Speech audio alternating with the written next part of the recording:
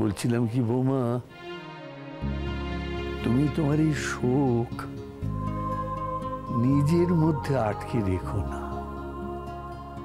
তুমি একে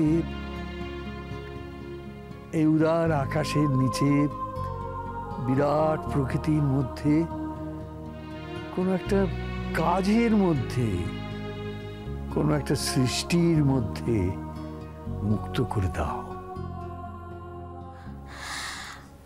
আমি যে একজন অত্যন্ত সাধারণ মানুষ জ্যাঠাবাবু, সারাটা জীবন এই বসু মল্লিক বাড়ির বউ হয়ে, সন্তানের মা হয়ে কাটাতে চেয়েছি। এই পরিচয়টাই আমার কাছে সব থেকে বড় পরিচয় বলে মনে হয়েছে। এর বাইরে তো তেমন কোনো জীবন ছিল না আমার, আর তেমন কোনো বড় জীবন দেখিও নি আমি। এত বড় কথাখানা আমি কি করে ভাববো বলুন দেখিনি। বড় বৌমা, তুমি কি জানো তুমি কত ভালো গান গাইতে পারো? কোনোদিন তো গান নিয়ে চর্চা করার সুযোগ পাওনি। আমি বলছিলাম এখন থেকে যদি তুমি একটু আধটু গান গাও, দেখো তোমার মনের ভার অনেকটা হালকা হবে।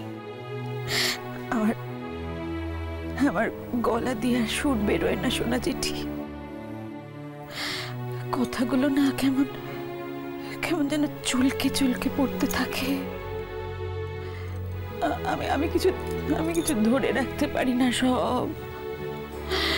সব কেমন যেন হারিয়ে যায়।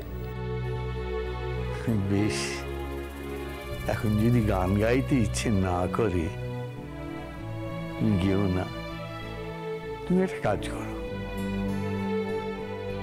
তুমি রবীন্দ্রনাথের গানগুলো পড়ো, নিজের মনে মনে পড়ো। তাহলেই দেখবে তার প্রতি ছত্রে কতখানি শক্তি লুকিয়ে আছে।